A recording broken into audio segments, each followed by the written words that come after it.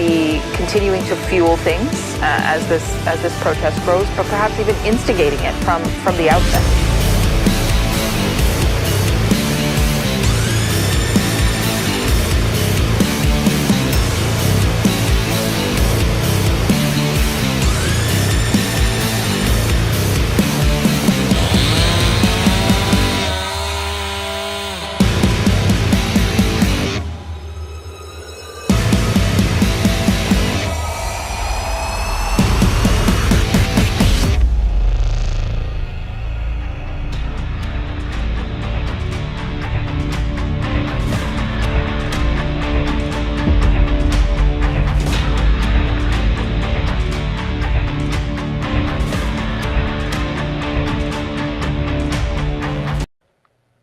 Well, Super Spreaders, we're back and we've got a special event tonight. We are celebrating an upcoming event on Saturday, September 28th, 1 to 5 p.m. Eastern. The great Patricia Conlin, known to friends as Tish Conlin, will be hosting a PPC event with some amazing speakers, including Maxime Bernier, the friend of the channel, Matthew Ehret, among other. We're seeing some medical specialists in there. We're going to get her in here to explain that to us, and might have a surprise guest or might not. We'll see. Let's hear it for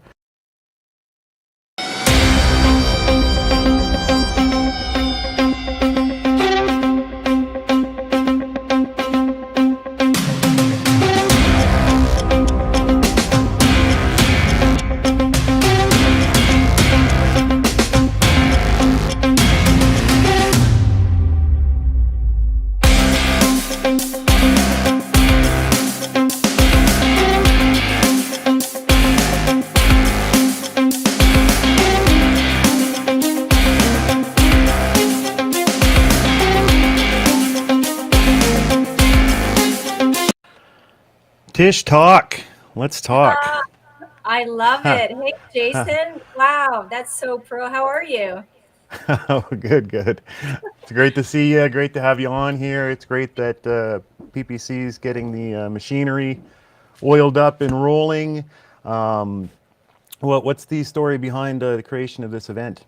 You know what? I mean, I've always been an action person, and it's just like what's going on. It's just like they're doubling down everywhere. So I'm like action. And I just wanted to get people together. I don't even want it to be left or right or, necessarily PPC, although it's best party for Canada, but just get people together in the park, have some great food. We've got some amazing musicians who are donating their time. Get the community together and talk about all the stuff that's going on, all the stuff that's coming at us. So it's not overwhelming. You don't feel alone, and we've got solutions and positive updates to all these issues as well. So that's great. Everyone can look at the side of the screen here and see the QR code for the town hall in the park. Scan that, you'll be taken to the site, and you can get all the details, address, time, all that stuff. I had some questions about guests. Dr. Emad Guirguis? Guirguis, I think. Guirguis. Yes. He's going to update like a lot of the awake, patriotic, all these great doctors have been fighting against everything from the pandemic treaty to all the future things they've got lined up and just trying to get the truth out to people. So he's got some positive updates for sure. Okay, good. Greg Wycliffe. Greg is an amazing guy and a funny guy. He's a comedian. He's going to be our MC. If you've never listened to him, you should follow him on X. And he sings some really funny, kind of sarcastic songs. So if we convince him, he might. But he's going to be our MC, and he's actually started a group to fight against Bill C-63, the censorship bill. So he's going to talk about that too. Yes, Bill 63, the Don't Kick Puppies Act. Yeah, exactly. You don't like kicking puppies, do you? And while we're not kicking puppies, we'll take away all your free speech and your bank account and companies that you communicate through, yada yada. Mm-hmm. Brilliant. Scarlett, Martyn. Yeah, and she's a local resident. She's been a PPC supporter. She's a former paramedic who was fired for not taking the jab. A wonderful woman. She's been heavily involved with the National and Citizens Inquiry. It's going to update us on that, as well as a legal action that I think it's the United Healthcare Workers have taken because of the discrimination with these mandates. So she's got some good intel too. Okay, yeah, we got the best nursing scene up here. Unfortunately, so many lost their jobs. Oh, So sad. So it that'll really be is. great to hear from her. Yeah. Jim Torma. Jim Torma is a passionate about mental health. He and his wife, and he's been a long time supporter of new political parties.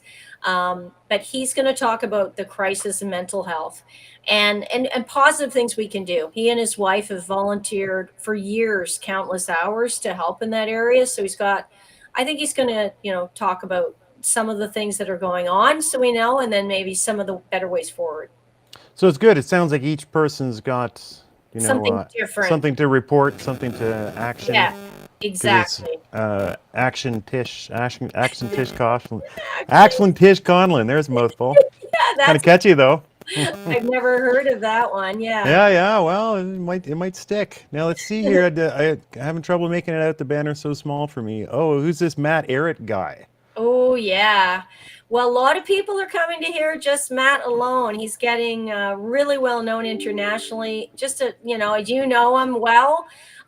Super guy, brilliant, lots of intel on history, but he's going to talk about the economy because, it's hard to have a functioning country when you can't pay for food, you don't have a job. So talking about loosely, the American model of economic model, how it was successful in the past and some of the things we can do in Canada developing the North. So I'm really excited to hear what he has to say. He's Yeah. yeah. It'd be amazing if he was here tonight. Oh wait, what's this?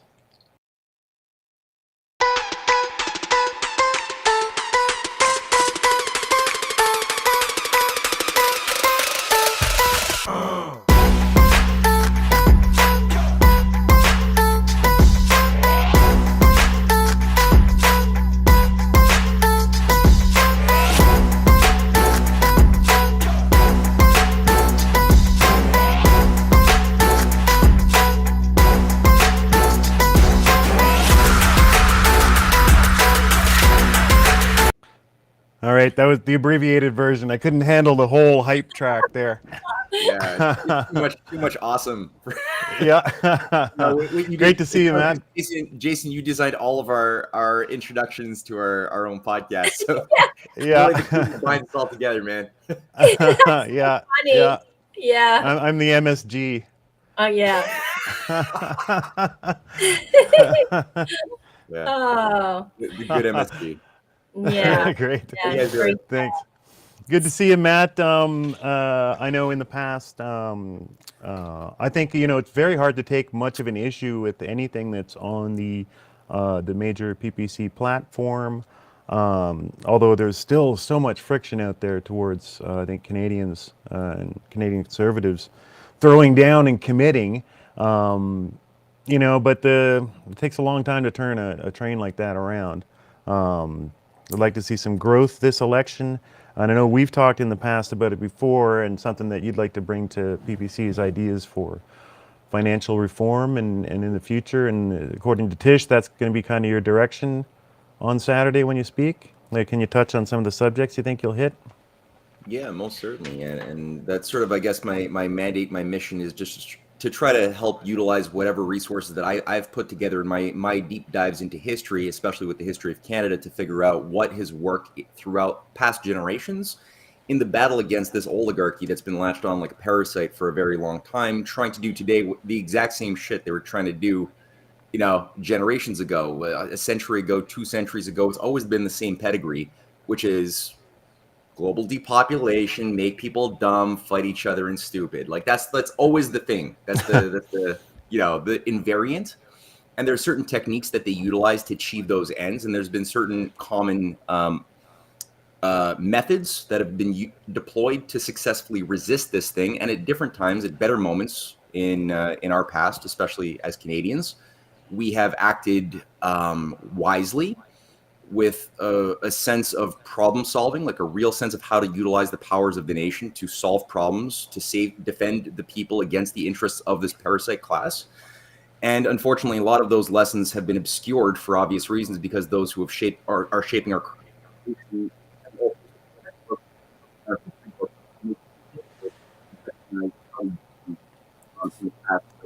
We're losing you a little bit. Yeah, we've lost you, Matt. Your sound went out there. Breaking up a bit. Oh, okay. Sounds good now. Maybe maybe the mic just can't handle that much truth. The system under which we're suffering, how would you refer to that? Like the Federal Reserve System, basically. I would tend to consider it, and I do apologize if I have a rough internet connection. I'm at an Airbnb and I'm using a Wi-Fi I've never used before, so hopefully it can smoothen up. You're in the middle of a whirlwind tour, eh? Just did Alberta. Yeah. Tell us about that. Yeah, that's exciting. Right. Yeah, so two things.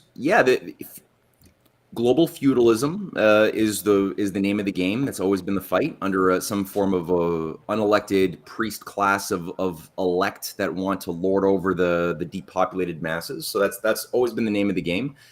And I've been bouncing around Canada a little bit with my wife Cynthia Chung, delivering presentations in Calgary, where we got to speak to groups of activists tied to the United Conservative Party and the Take Back Alberta groups. So that was really enlivening. We had another presentation on some of the occult networks underlying world history at one of our events, where a lot of those same people showed up, and new people too. So that was great. Some people who were tied to the People's Party were also there. So we had made a lot of good friends. And now we just arrived here in Toronto, and we're going to do some stuff with Tish. I'm really looking forward to this. Your work inspires me as well. So I just love if I can contribute in any way. I'm really excited and honored to do that. Oh, we are a lot of people. There are a number of people coming from as far as like Northern Ontario to hear you speak, you and your wife. So they through my little podcast got to know you, and also there's a couple of key influencers in town that you're going to meet. And I'm going to make sure you get, I'm as much best as I can, Maxime's ear as well. So you guys can have a good chat. So it should be, I think it's going to be great. Yeah. Great. I'm excited. And the farm is stunning. I did a tour today. The farmer is stoked, and his son's all ready, and the local butcher's donating all this food. I mean, everyone's chipping in to make it a great event. So that's great. I think the polls don't really represent what's going on out there. I've seen Twitter recently saw a couple people doing polls who aren't, openly PPC supporters, and one guy whose feed is mostly left, and he posts most angrily about the right. His poll showed the PPC running away with the entire election. Wow. And it's about 7,000 people voted. Wow. The big account. I'll have to find that. I should have saved that one.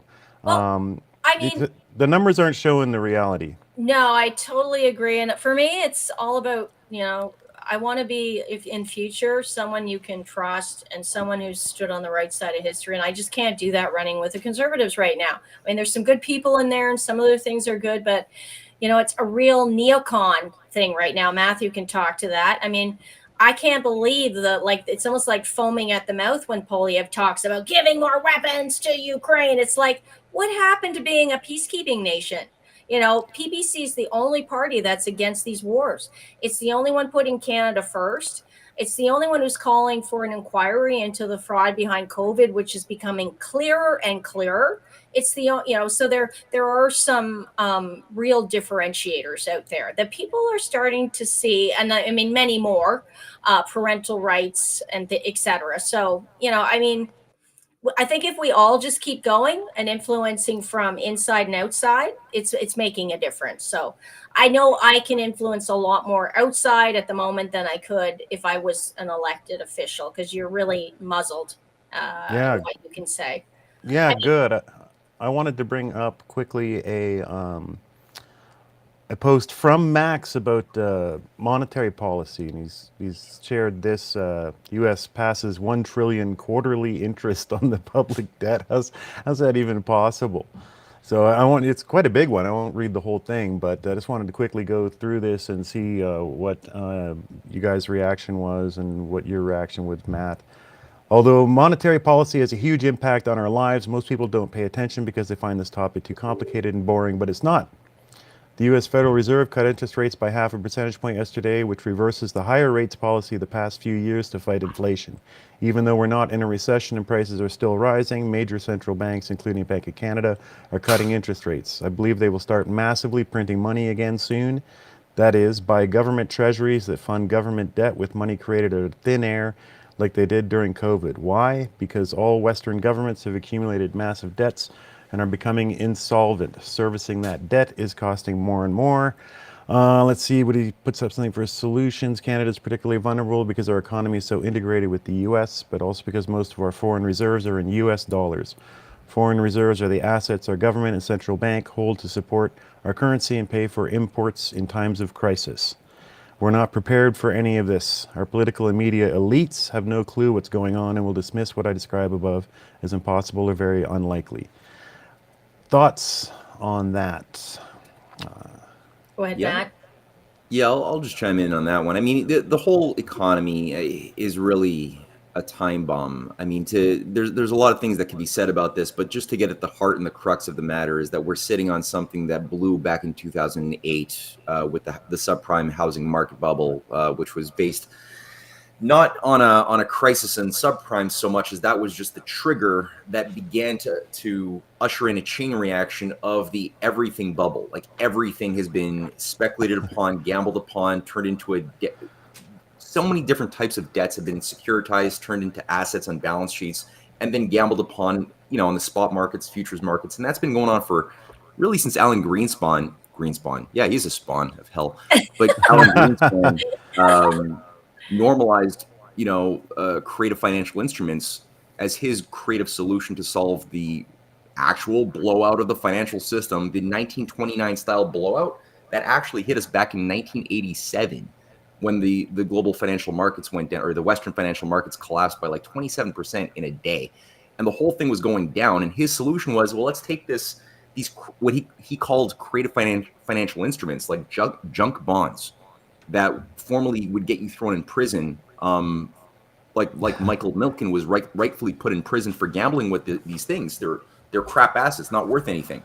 And then we'll just normalize them and make them part of the economy. And actually what's happened is that these things that became known as derivatives went from being like $2 trillion total in 1992 to becoming today, it's like, I think $1.5 quadrillion, which is over 20 times the world GDP, which itself has lost all meaning because the GDP itself, unlike the 1960s and 50s and even 70s, was a metric that would determine like relatively measurable production, like of agriculture, steel, things that were real, that would justify whether the money in circulation was real or fake. It was a measure of whether there was a domestic product that you could grossly measure. Yeah, is there an actual domestic product? Yeah, and that's fine. And today it's like, now it's drug revenues, is considered, factored into the GDP, things tied to prostitution. Everything is tied to people spending money for whatever reason, even if it has a negative value, is still considered part of the GDP. So that itself is stupid. But now we have these speculative derivatives that are contaminating the real economy, that where people's commercial banks, savings banks, people's livelihoods are enmeshed with this cancerous, metastasized garbage, which they've been pumping money into for over 17 years now, of just monetary injections, quantitative easing. They play with interest rates, they play with LIBOR, they try to do things to try to keep this zombie from collapsing by injecting more blood into it. But it's a zombie. It died already in 1987. It really died. It started stinking in 2008.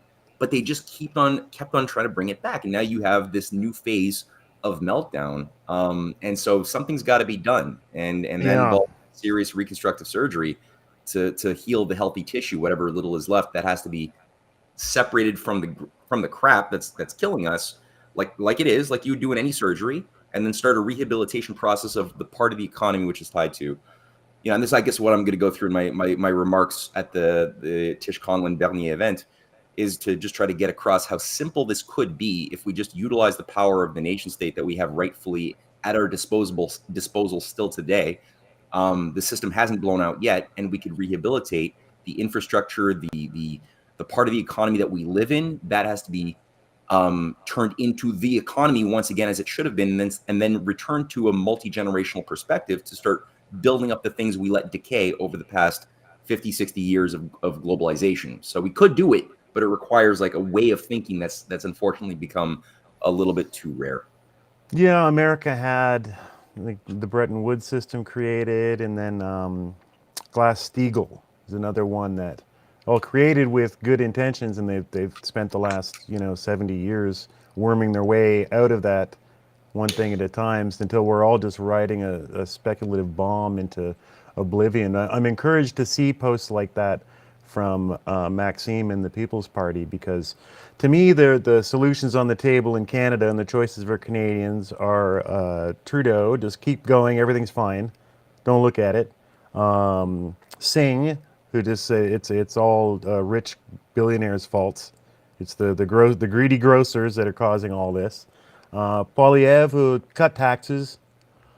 That's about all I've seen him, his fiscal policy really come out to. But for somehow send more to Ukraine and foreign wars.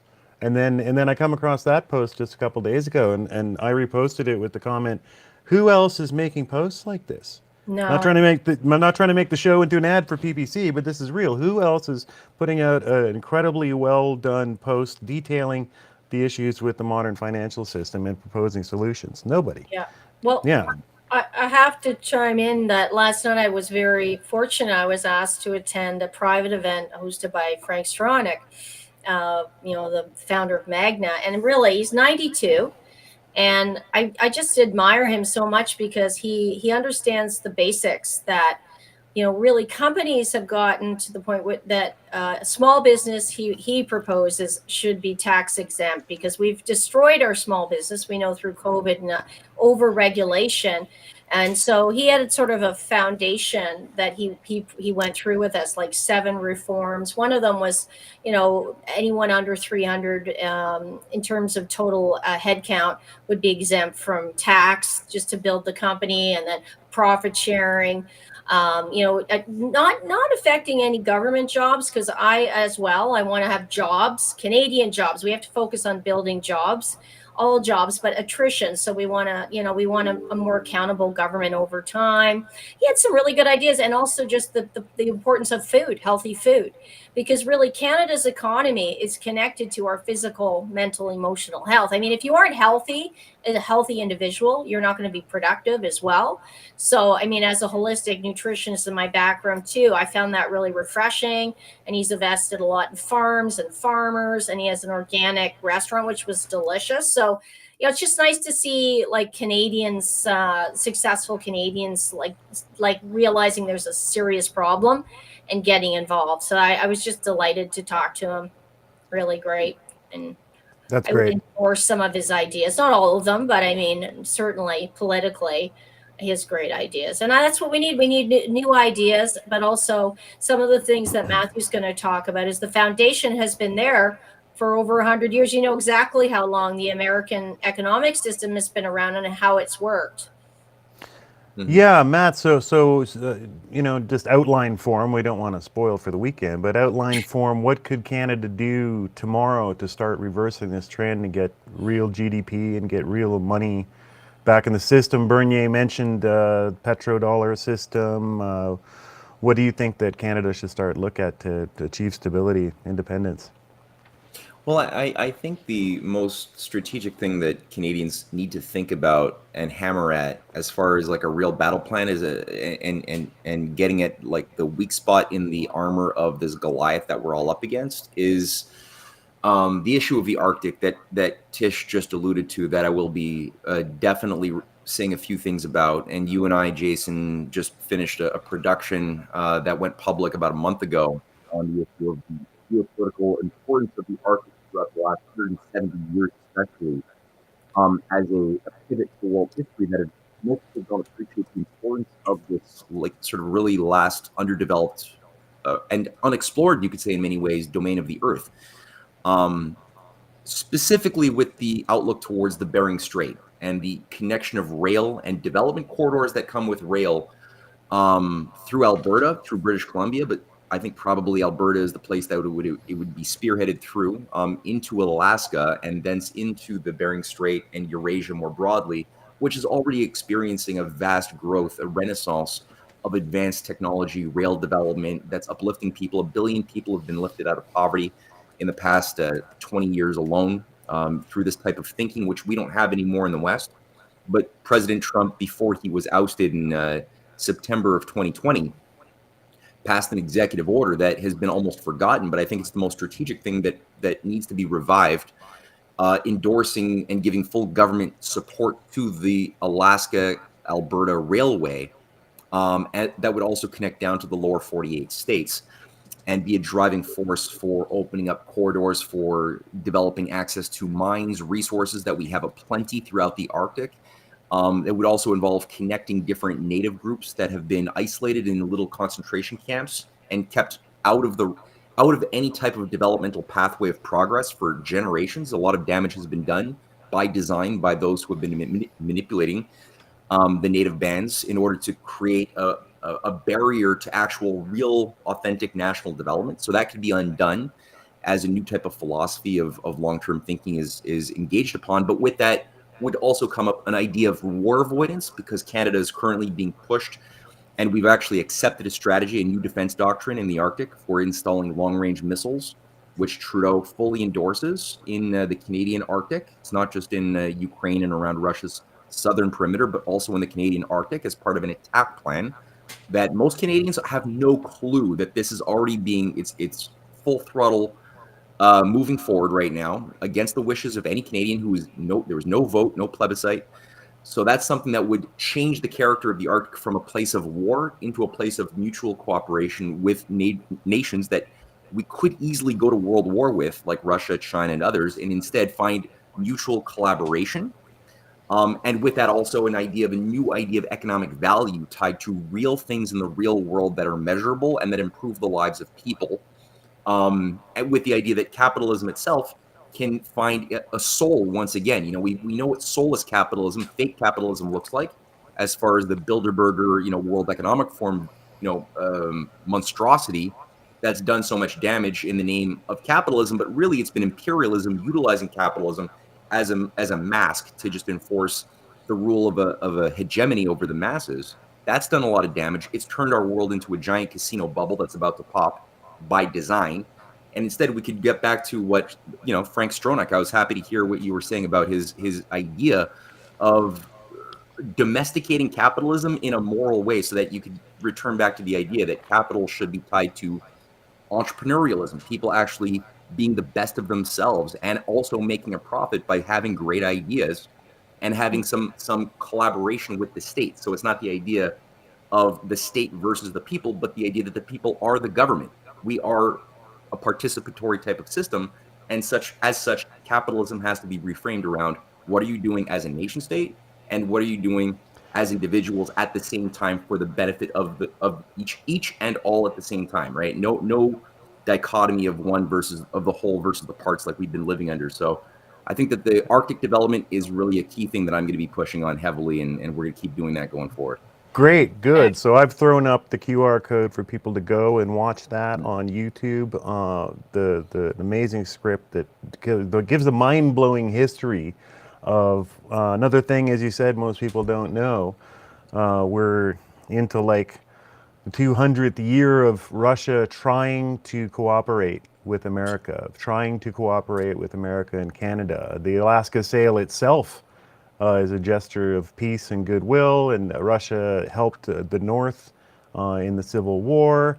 The Tsar stepped in, but we all know how it's turned out. We've got multiple repeated attempts by Putin over the last 30 years to try to reach out and connect and in good faith try to work with us. And we had Diefenbaker in the 50s with this plan to build futuristic super Arctic cities and stuff in what is now Nunavut. You know, back then it wasn't even, you know, giant Northwest Territories. They hadn't even gotten that far. So can you imagine the world we'd live in if a train went, if you could get on a train in Montreal and go to Moscow? How much more difficult it would be to have war. And they were talking about building tunnels and bridges in the 1800s. They had plans written up. You know, we've missed this opportunity. So it's an angle that people aren't thinking of. And you can see how powerful it is through history for certain groups that this doesn't happen, because it's been tried so seriously with it getting so close so many times. And now can you imagine trying to go out in public and say, let's build a bridge to Russia, you know, so that demon Putin can invade us easier? Is it, you know, that's going to be the reaction that you're going to get from most people. He's endorsed Kamala. So yes. it's smart of him, so he won't get blamed. You know, I thought, wow, he's really clever. Yes. Formally endorsing Kamala. Yes, he is. He's all like, she has a very interesting laugh. Very contagious. Yes. Yeah. Yeah, and we'll enjoy running roughshod over her if she gets elected. That's what he's saying. Wow. He's also saying vote for Trump, basically, I think. Yeah. Because, as you said, Trump put through a landmark agreement to get that railway started. Not openly to Russia, but to build a corridor that's long been argued and haggled over and delayed, to get a train going Alberta to Alaska, right? Was what Trump approved? Yeah, exactly. It was Alberta to Alaska. Well, from Alaska down to the lower 48 via Alberta. At the time, the Alberta government was completely for it. They were on board. It was a private consortium of people who just had a lot of influence within the rail building networks and had the capacities, the know-how, and they pulled together this A2A Alaska to Alberta Railway grouping. Which could only work if you get some collaboration with governments that could, you know, coordinate multiple parts of society to work together for a common objective. That would take, you know, some years. But this is something that's been long overdue. As you know, you pointed out, we had W.A.C. Bennett, the premier back in BC, who fought like hell for years and years to build that rail. He was working through the ABCY conferences, the Alberta, BC, Yukon conferences that were a really big deal back in the 50s and 60s. And with that, you know, he extended rail all the way to Dease Lake in the north of BC, but then that was sabotaged by this cybernetics takeover, which ousted him, replaced him with his treacherous son, unfortunately, who was brainwashed, kind of like Governor Brown's son, also brainwashed in the Esalen Institute in Big Sur, California, into this whole eco, you know, psychedelic, you know, new age worldview that despised what their fathers, the governor of the nation building governor of California, Brown the first, the senior, as well as Bennett Senior. They were able to really do something beautiful that their kids were induced to hate, which was a shame that both kids became premiers or governors afterwards that brought in the environmental eco-fascist program. But the point being is that almost did it. And today we have this Dease Lake rail that still exists. No train has ever gone on it. And it's called the Rail to Nowhere. They were trying to sell it for like $1 a few years back. Really? Yeah, it's crazy. Yeah, people ask me, and this is a question for Matthew, maybe you explain things so nicely. When it comes to rail development, particularly, you know, I was just in Japan for 3 weeks with my kids, and the rail system was incredible. Like it just like bullet trains, you could go anywhere, you know, you could get there quickly, efficiently, cheaply. But people, when you say rail and rail development, a lot of people get really nervous, and the word 15-minute city pops into their brain, you know, they're going to take away my vehicle. So can you explain, you know, the sort of the benefits, like the benefits of rail development versus that fear, you know, that's on the other side of, we're just going to build up all these cities and mega cities and then have only public infrastructure. The benefit economically of these mega projects. Yeah, that's a great question. Well, I think that it comes down to the question of intention.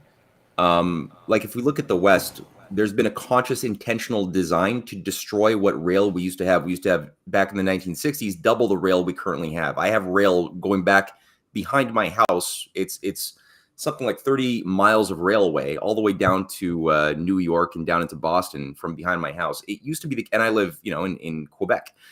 Now it's a bike path. So that railway system that used to be a very daily thing. People could go visit their family, have a day trip, come back. That was very high mobility. That's gone, and now we have bike paths everywhere where there used to be railways. Which obviously that's perfect for 15-minute cities, where, and we have no high-speed rail anywhere in Canada. They've been talking about it since the 70s, but there's zero built. The US has effectively zero actual high-speed rail compared to like Japan. You can go 300-400 kilometers an hour on a high-speed rail all over Japan, cheaply, efficiently. Same thing for China. They built up 40,000 kilometers of high-speed rail all over China. Very easy, cheaply. $8 you can go the distance of Montreal to Toronto in like an hour and a half. Wow. Imagine that, people. Like that would really open things up for travel, for industry across Canada. And we have so much material resources in the north, don't we, as well, Matt, that we haven't really tapped into for mining, etc. Yeah, there's these amazing photographs I've been seeing, of like I forget which city that was just recently built over the last 20 years in the UAE, where they do a snapshot from like 1997 to today. And it's like literally a desert that today is this advanced, beautifully well-organized city, terraformed, high-speed rail systems. It's gorgeous in the UAE, which has less oil than Alberta does. But you see the same pictures of Edmonton in the same area of downtown in 1997 compared to today. And it's just the only difference is we have more potholes today. But it's the same. It's just total decay, and there's more. But yet there's more natural gas and oil that's available in Alberta. It's just that we don't have an intention by the death cult managed in Canada to allow any of those resources to benefit the people of the society, which is very different from the effects that we can measure and see in parts of the world that are not animated by this death cult and have a different idea of how to utilize the revenue from the resources to build up manufacturing, to transform the resource indigenously on the land that has the natural resource into something that is refined and that is usable all in one place. That's called full spectrum economies. They're building that in Asia, and they're going towards that across many of the BRICS nations, and we have lost that spirit completely. So we have to get that back. Absolutely. Yeah, you said death cult. That's what I was thinking while you said it. We got you got certain people that are trying to plan, have tried to plan, and are exacting plans about growth and utilizing the seemingly endless largesse of government to create systems for its people to get around and get things done. But then for some reason it seems like we're locked. We're about degrowth. We've got people in power just they don't even talk about this stuff, let alone think of it. It might as well be like antagonistic towards the idea of it. Yeah. Meanwhile, I'm not going to get on my Via Rail train thing. But when I came to visit Matt and Cynthia in Montreal, I had to get on this like 40-year-old piece of crap train that's like you could see where they've bonded it together and just repaired the rust holes in it. So embarrassing. What are we doing? Exactly. I mean, I was so impressed in Japan with the train system, and even though you couldn't really understand the language, like it could really benefit you. You just and think of that in Canada here. We're so much bigger. I mean, think of like traveling across your own country easily. Be fantastic. Or using the resources that God gave us instead of. Yeah. Well, I have a friend, he's coming to our event, and he's originally from India. Super guy, really funny. And then his family moved to Dubai, and he was saying, I think it was Dubai.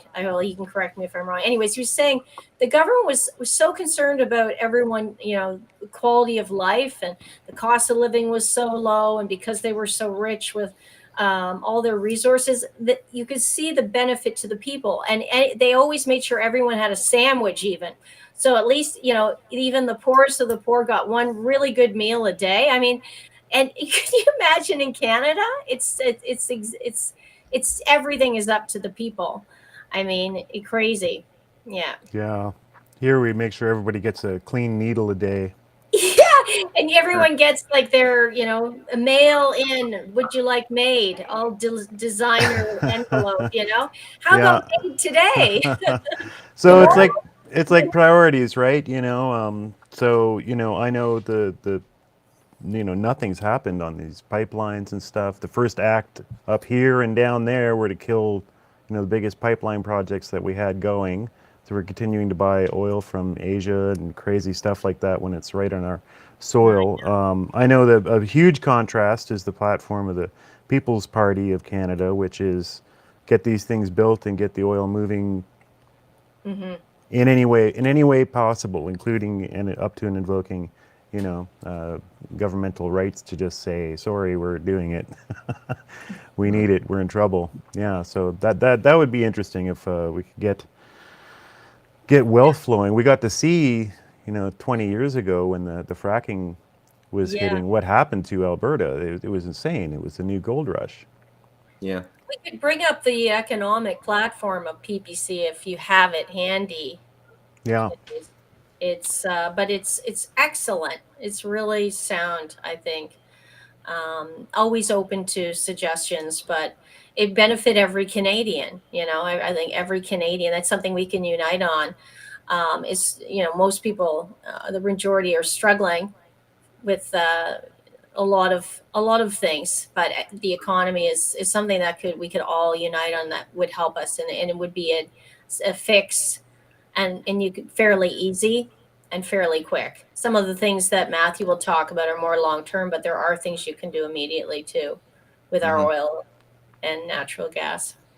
So there we go. What's the PPC? Oh well, I'll let you guys look at the economy thing, but I just want to know what's the nuclear policy platform like. What's the view on nuclear?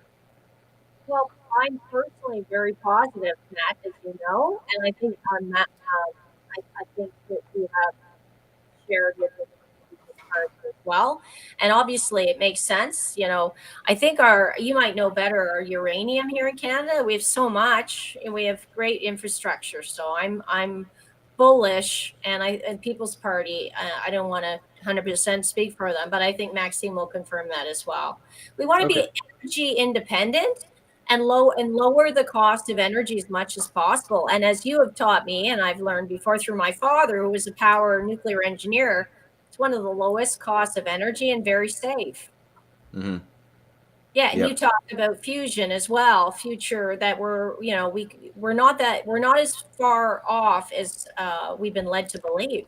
It's 20 years away. They keep saying, right? Yeah. So looking here, we got the bullet notes. Our plan: eliminate corporate welfare, eliminate all corporate subsidies and other inefficient government interventions, bailouts of failing companies. Oh my gosh, it feels like we're just in a permanent bailout, eh? Yeah.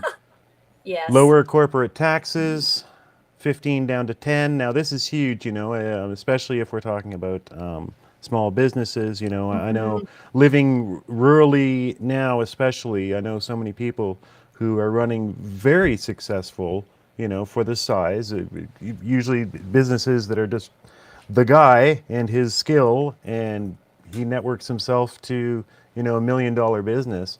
And every year it just gets worse and worse and worse. They're identifying loopholes, they're closing them. It's unacceptable for citizens to have this kind of success and freedom and get off the kind of the government teat, so to speak. So this is good to see. Abolish capital gains tax. Wow, all right. Over the course of one mandate, gradually abolish personal capital gains tax from 50%. Why would you even want to have gains if you have 50% of it taxed? We have an energy policy that Matthew might be interested in. And I encourage you to talk to Maxime as well, Matthew, because I think he's always looking for the best ideas. So would that be under global warming and environment? I don't see one called literally energy. Okay, let's go down. Try there is one. I'd have to. Economy, veterans. Economy, we did that. Housing, public finance. It's good for everyone to see. Pipelines. Yeah. allow. Pipelines. There we go. Okay. I'm All just trying to right. see if they talk about nuclear. I know So it's specifically pipelines. this one is, but I'm It pretty. might be under green stuff, Yeah. global warming and environment. If not, you know what? I'll bring it up with Max. Like, let's bring it up because I think it should be Yeah. added to. Yeah. Well, I we're mean, gonna have a chat anyway with. here we are. We could suggest, Yeah. but yeah, I think energy. We want to reduce the cost of energy. Yeah, look at all this great stuff with. Yeah, the for environment. sure. No, absolutely. Yeah. We're the Yeah. only party that would withdraw from the Paris Accord, like Donald Trump has also committed to. So it's another really big differentiator because Poilievre's always dancing when you ask about carbon, because how's he going to meet his Paris Accord targets without taxation? And the WHO as well. Yeah. PPC, you don't think has much love for WHO. Trump No. pulled out of the WHO, so they're stopped funding for the Huge. WHO. You know, Yeah. I mean, this is the frustrating thing. And Canadians, they're so scared of another Trudeau government. They're scared to even look into PPC fairly and stuff. And I think everyone should Yeah. start looking at these concrete Yeah. platform issues and see who is saying what they really want. And Exactly. yeah, you know, I suspect a lot of them are going to be surprised at what the platforms actually are. An overwhelming amount of people are just upset that Max is French, which is extremely disappointing. Yeah. I think it is Yes, I get it all the time. and he's got an excellent academic background. He's done some good things as an MP, and he's really been courageous for all Canadians. So yeah, I mean, I think people should realize that we're a bit stronger together as a country. It adds to us having the French and English and The old lines run deep. Yes. Yeah, you know, I mean, working on Matthew's scripts, we certainly know that there's a wedge been divided in Canada purposefully between French and English, and that's been played off of and used forever, and we're still seeing the results of it now. Some people just reflexively reject the idea of a guy with a French accent ruling the country, or that it's, you know, just somehow impossible for quote unquote Canadians to vote for, like, west of a certain line, to vote for somebody that's just because he's got a French accent is absolutely wild. So I mean, you know, there are hurdles to overcome. There's a lot of friction out there to change people's minds. But like I said, some of these polls, when you get away from the polls, which they try to even exclude the results for the PPC and just put them into the other category now, and they're like, you know, 2%, 3%. But I mean, the polls you see from actually active users are showing a completely different story. The PPC is still hugely popular and needs to be paid attention to. So hopefully that's the goal. You know, this cycle coming up in Canada, we should have an election anytime now, but they'll probably hold on for the year that they're mandated to have left. And then it'll be go time, and hopefully we can get some people to at least, you know, look at all the issues on the table instead of, you know, dismissing or just going along party lines. So I think we're approaching our hour. Take closing thoughts from you, Tish, about the event. Yeah, I mean, I wanted to encourage anyone in the area to show up. And again, you don't have to be a PPC supporter as long as you're a supporter of Canada and communities. And, you know, everyone asks me, I've been asked hundreds, maybe thousands of times, why I run PPC. And I think we playing such an important role, because if we didn't have PPC and we didn't have people voting PPC, you would have the Conservatives who would be totally, red Conservatives. They'd be total liberals in their policies. And you saw how they turned liberal during COVID through the last few years. And it's been really primarily the PPC candidates and people who support the PPC have been pushing back and making sure they're accountable. And so the ideal outcome, I say, vote for your values, because likely the Conservatives will win and they could win a majority. But wouldn't it be great if we had a handful of PPC people in there to make sure they did the right thing and to hold them accountable when they didn't? And we don't have that now. So there's a really important place for PPC in our future. So come out to the event, have a good time, talk to like-minded, have some fun, and ask questions too. Will there be an online component to it? Is the party streaming it or filming any of it? A few people are. As you know, I'm not that tech savvy, so I'm leaving that for a couple of people. They'll be Yeah. streaming. I think Jim Tormo will. Yeah. We're going to have local reporters as well. We're hoping to get Rebel News out if we can. Yeah. So yeah, yeah. I'll look for coverage and re-stream if anyone's streaming. Awesome. If I'm not out in the woods, we're doing an all-day duck hunt Saturday or Oh, Sunday. that's important. Oh, yeah. No, you got to get out in nature, but yeah. We're going out like 4 Awesome. a.m. and because we found some good spots. But the thing about finding a spot is all the duck fly away when you get there. You gotta Yeah. set up and chill out and hide up and just sit and wait. So that'll be Saturday or Sunday. If not, Yeah. then on Sunday. If it's Saturday, then Sunday. Then I'll do some streams about it as well. Awesome. I'll try to get the word out and promote and see what people have filmed in the meantime. Oh, Matt, thanks for coming on, man. What's up next for Canadian Patriot and then a little, I guess, so we covered what your angle's going to be there. Hopefully get a little sit down with Matt and pick his brain on monetary policy, yada yada. yeah. I'm looking forward to all sorts of good conversations. So anybody listening to this, I'm getting you and Max together, Matt. It's cool. going to be Yeah, it's great. about time. Yeah. And Yeah, I'm another looking one of forward to my finance friends who you're going to love, David Ward. He's the super guy. You guys are going to Nice. Yeah. And Max is going to be like, isn't that kid that talk going on about Glass-Steagall in Montreal? I remember him. Yeah. Because you were grilling him at one point at one meeting, weren't you?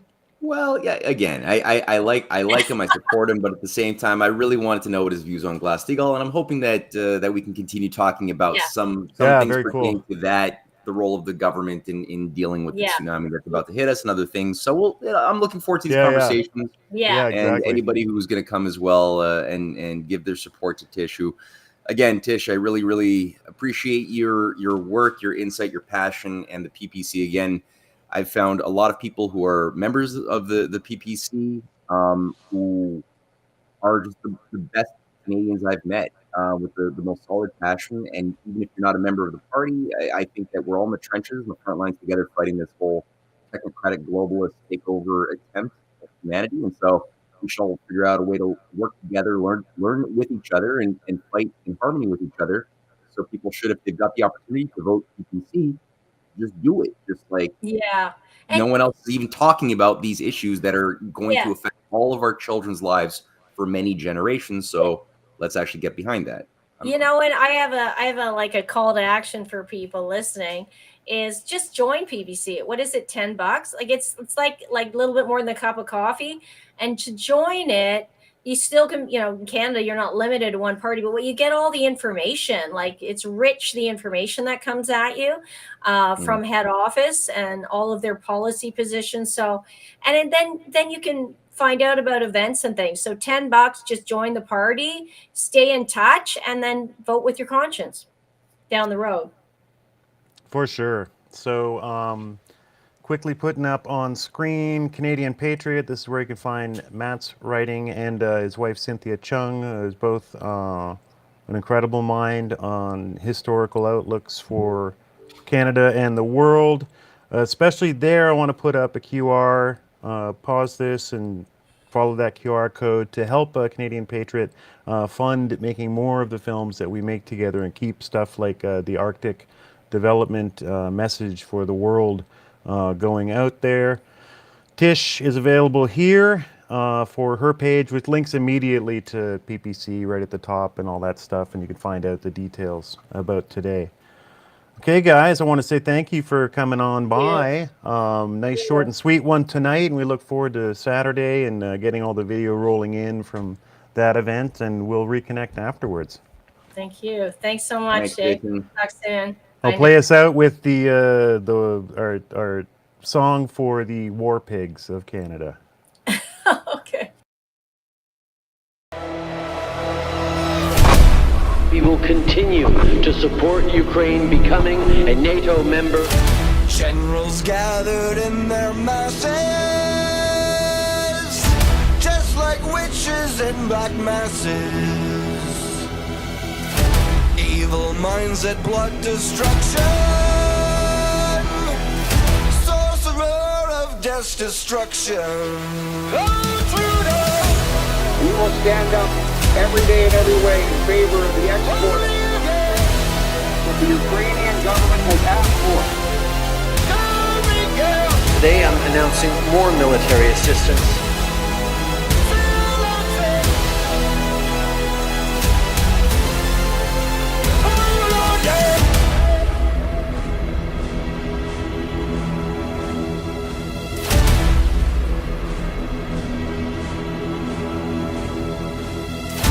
No more war pigs have the power. And God has struck the hour. Day of judgment, God is calling. On the knees, the war pigs crawling, begging mercy for their sins. Satan laughing spreads his wings.